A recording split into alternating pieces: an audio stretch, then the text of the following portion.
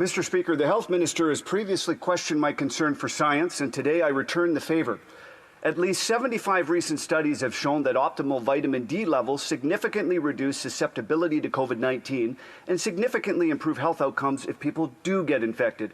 It has been documented for decades that Canadians have suboptimal vitamin D levels, especially during winter. Can the Minister explain why Health Canada's website states that most Canadians are getting enough vitamin D and doesn't actively recommend supplementing? The Honourable Minister. Well, thank you, Mr. Speaker, and I would encourage the member opposite to not fall prey to the myriad of fake news articles that are circulating around the internet.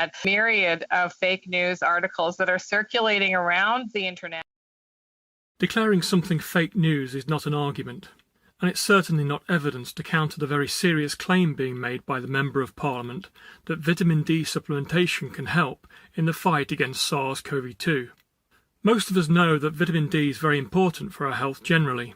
We know that we can get most of it naturally from sunlight. We can also get much smaller but still useful quantities from oily fish. There was a time when people spent most of their lives outdoors, but not today. Think of how many hours you spend outdoors each day with your body exposed to sunlight. So should we supplement? And will that supplementation help our immune system to fight SARS-CoV-2? Or is that claim just fake news? To help us answer these questions, let's first look at the very enlightened response of the Irish government, who set up a committee to investigate this matter. In the report that they published, they acknowledge that vitamin D does have a role to play in fighting the coronavirus, and they point to a major study that showed a 25% reduction in respiratory infection due to vitamin D supplements. They also state, findings strongly support a causal relationship between low vitamin D status and increased risk and severity of COVID-19 infection. And they go on to recommend vitamin D supplementation. In adults, they say this can be up to 4,000 international units a day. Interestingly, Professor Kenny had this to say about the idea of fake news and vitamin D. This message needs to get out there. I've heard scientists speaking on the radio saying there's no need to supplement because people get sufficient from food and sunshine in Ireland. This is very incorrect, and it needs to be said. In summary, they report that the COVID-19 pandemic has highlighted the important role vitamin D can play in the fight against SARS-CoV-2.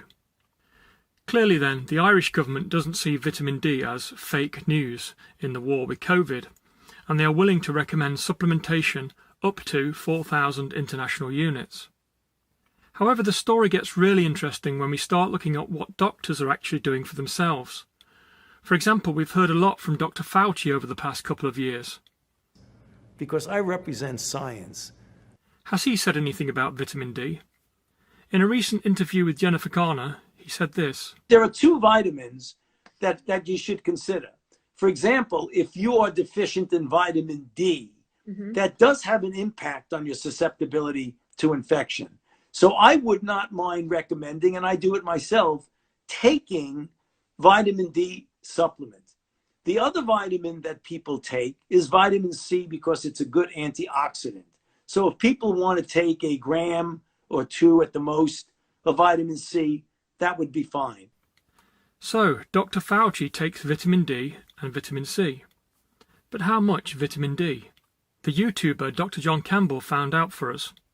So this is from Dr. Carrie Hedgelt, whose name I probably pronounced wrong, Doctor, sorry. Anyway, he actually wrote to Dr. Fauci. You mentioned in a recent interview that you take vitamin D supplement. For greater audience, it would be most interesting to know the dose that you use. And as far as I can tell, this is completely genuine. It looks like a completely genuine National Institutes of Health email, and Dr. Fauci has written back and said 6,000 international units per day.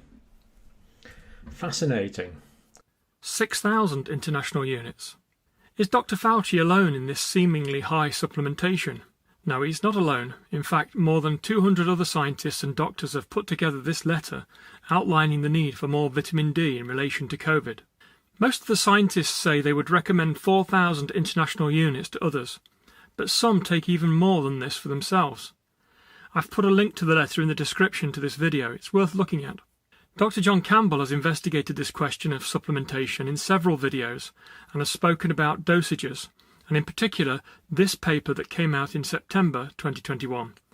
COVID-19 mortality risk correlates inversely with vitamin D3 status. These authors are saying it's preferable to have 40 to 60 nanograms per mil. That's 100 to 150 nanomoles per litre. And they're also saying that to get those kind of levels, you need to be taking 6,000 to 10,000 units of vitamin D per day to get up to those kind of levels. I would encourage you to check out the full video for yourself. In another video, Dr. Campbell interviews a Dr. Cohen in Israel that has had some very good results with vitamin D supplementation. And so I started taking high doses of vitamin D. And I also told my entire patient population to do the same thing. I was telling them on an individual basis.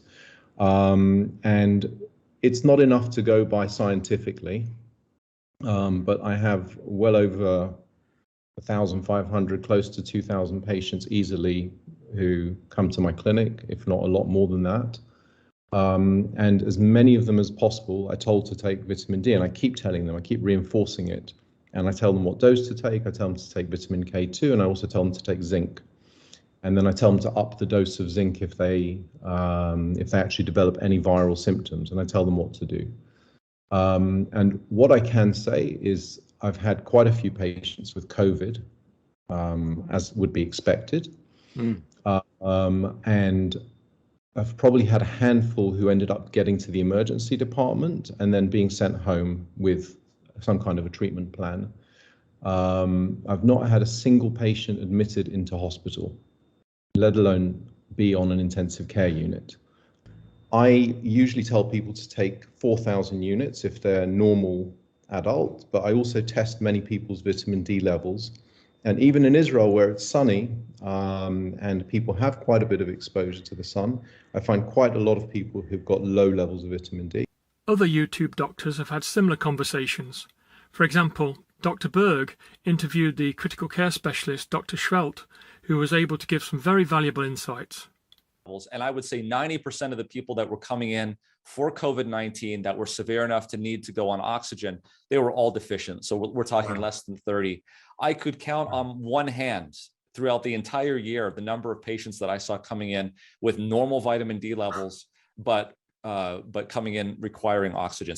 Would you think that 10,000 IUs would be excessive, or would that be reasonable? I think it could be reasonable. Let me tell you what the official endocrinology societies say. And they're pretty conservative, as you can imagine. They say that if somebody is at risk for vitamin D deficiency, just like the person you mentioned, they say it's safe to take up to about 4,000 international units on a daily basis without having physician or healthcare provider supervision.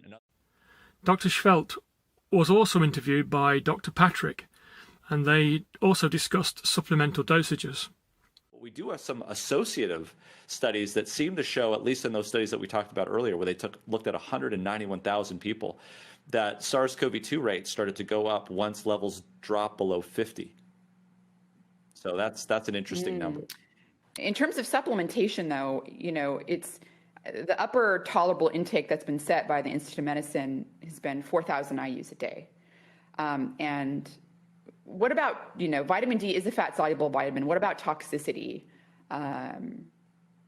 Toxicity, there was a statement that I read that said that vitamin D is probably the least toxic fat-soluble vitamin. I remember reading a study, and I'm sure you've seen this one, where there was the long-term supplementation with 10,000 IUs a day, and it was really no toxic effect. And that was I forgot how long-term it was, but yeah.